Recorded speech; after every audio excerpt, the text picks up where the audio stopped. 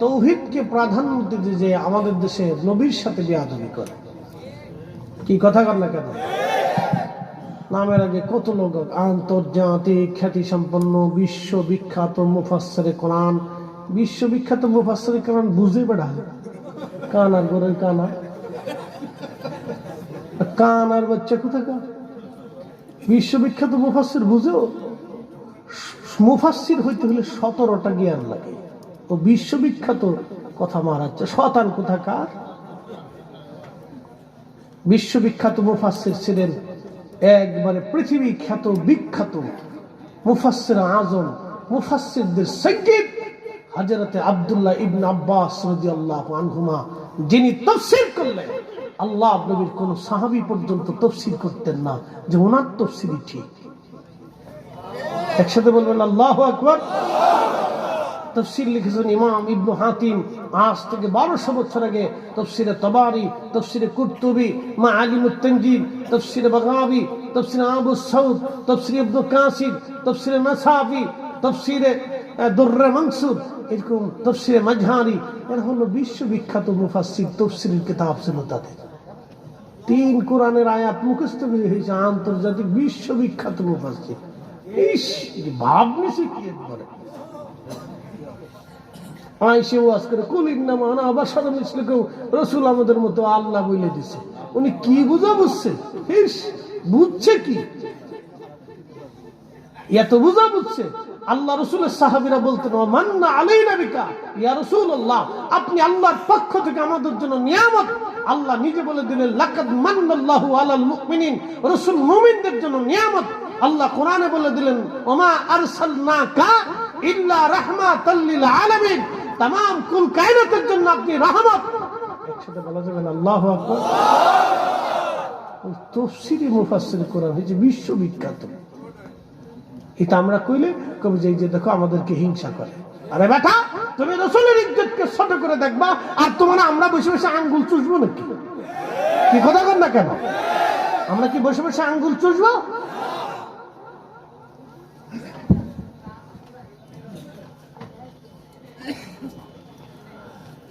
মৌলভীবাজারবাসী খুব মনোযোগ দেবেন। হাসার কত বেশি কামাই হবে আপনাদেরকে শোনায় দিয়ে যায় আমার রব। ওই যারা দুনিয়াতে অর্থবিত্ত সম্পদ অবৈধ পন্থায় যারা রুটি রুজি করে গেল, একটা কথা মনোযোগ দিয়ে কথা শুনবেন।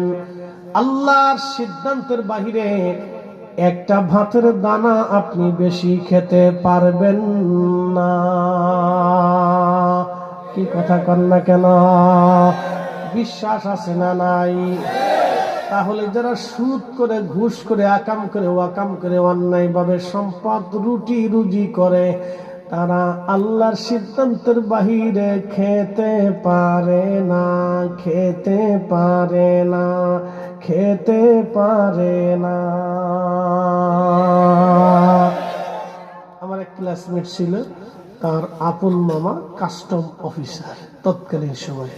তখন আমি আলেমে পড়ি, আজকের কথা না, প্রায় পাকিস্তান আমলের কথা। তো খুব বড় শক্তি। তো আমরা দুইজনে একদিন বসে বসে গল্প করতে করতে দুস্থ, এই আমি মামার বাসায় ঢাকাত গেছি। তো মামা দুনিয়ার কামের বেডি দিয়ে সুন্দর করে দুনিয়ার খাবার রান্না করছে, নানান পদ। তো টেবিলে বসে আমি ভাগ্নে আলেম মাদ্রাসায় পড়ি, তো মামা খুব আদর করে খাওয়াচ্ছে। তো মামা আমি খাচ্ছি আর মামা কান্দে। ওকে মামা কান্দেন কেন? কান্দতেছি ভাগ্নে রে, তুই কেমনে কেমনে খাস আর আমি চেয়ে চেয়ে দিই।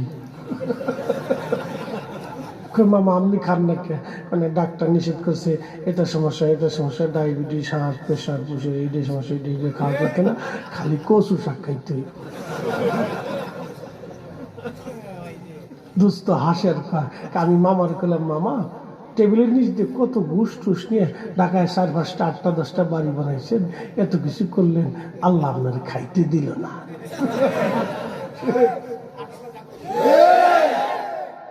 সুখ নাহি রে সুখ পরাণের পাখি, ঘুষ টুস খাইয়া আমি না খাইয়া থাকি, আমার সুখ নাই রে। আল্লাহ সুখ দিছে না। এই জন্য যারা মানুষের হক নষ্ট করে তাদেরকে আল্লাহ সুখ দেয় না। একটা কথা মনে রাখবেন, যারা মানুষের চোখের ঘুম কেড়ে না তাদেরকে আল্লাহ সুখ দেয় না, তাদের রাতের ঘুম নষ্ট হয়ে যায়, পরে শেষে তারা বোতল সার মুড়ি দেয়। বোতল সারে চিনছেন নি আপনারা? দুই একটা টান টুন দিয়ে ফুলার বিয়ে ভালো আছে, ফুলারে বিয়ে করে।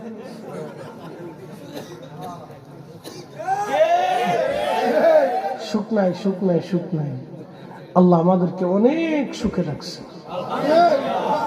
জোরে বলেন, জোরে বলেন, জোরে। শুধু ডাল ভাত খেয়ে থাকবেন, তবু হালাল খাবেন। আল্লাহ কবুল করুক বলে না আমি। কষ্ট হইতেছে? কেবল 1 ঘন্টা হয়েছে, আর একটু চলবে। মতলব বালা না। খুব মনোযোগ দেবেন। হাসরের মাঠে নিয়ে চলে যাই। এই সমস্ত রক্ত খেক, জমিন খেক, মানুষের ঘাম নষ্ট করা, অর্থ গরিবের হক নষ্ট করা, এই সমস্ত ব্যক্তিদের সম্পদগুলি সেই দিন গলার মধ্যে সর্ব বানাইয়া গলার মধ্যে লটকিয়ে দেওয়া হবে। এই সাপগুলি মুখের মধ্যে কামড় দিক, সমস্ত মুখের গোশতগুলি, চামড়াগুলি ছিঁড়ে নিয়ে চলে যাবে, আবার গোশত হবে, আবার কামড়াবে। নবীজি বললেন, আমার উম্মত তোমরা শোনো, 1 বার না 2 বার না, 1 বার কামড় যদি দেয় 40 বছর পর্যন্ত বিষের ক্রিয়া শরীরের মধ্যে যন্ত্রণা চলতে থাকবে। এত কঠিন হবে সেই দিন। আল্লাহর নবী ডাক দিয়ে বলেন, উম্মত রে, সেই দিন জিন জাতির হিসাব হবে, ফেরেশতাদের হিসাব হবে। বুঝতে পারতেছেন? ফেরেশতার 1টা 2টা ফেরেশতা না, কোটি কোটি বিলিয়ন ট্রিলিয়ন কোটি কোটি কোটি কোটি, কত কোটি হবে আমাদের জানা শোনার বাইরে। আপনার কম্পিউটার ল্যাপটপে যদি আপনি কোটির হিসাব ধরেন তো কোটির সংখ্যা শেষ হয়ে যাবে, কিন্তু ফেরেশতার সংখ্যা শেষ হবে না। ঠিক কিনা? এই সব ফেরেশতাদের হিসাব আল্লাহ নেবেন। তাহলে বুঝেন হাসরের মাঠ কত বড় হবে, কতদিন টাইম হবে। আল্লাহর নবী বলেন, ফেরেশতাদের হিসাব হবে, জিন জাতির হিসাব টানবে, মানব জাতির হিসাব টানবে, গরু ছাগলের হিসাব হবে। বলে, হুজুর আবার কি কইলেন? গরু ছাগলের হিসাব দিয়ে কি হবে? উত্তর পাড়ার গরু দক্ষিণ পাড়ার গরুর সাথে মারামারি করছিল, সেই দিন গরুটা মামলা করবে, আল্লাহ আমার উত্তর পাড়ার গরুতে মারছিল, আমি বিচার চাই। আল্লাহ বলবে, তোমার যেমনে গুতাইছিল তুমি আমনে গুতাও, তুমি ওইভাবে মারো। একবার জোরে কান আল্লাহু আকবার। কুত্তা আছে না? কুত্তা, এই আপনাদের এলাকার নাম হলো দারক না? দারক। তো দারকের ওই পাশে ধরেন কুসুমবাগ, ওই আশেপাশের ওই শহরের দেখবেন এই এলাকার কুত্তার এক গ্রুপ আছে, ওই এলাকার কুত্তার আর এক গ্রুপ আছে। গ্রুপের আবার লিডারও আছে। ঠিক আছে না ভাই?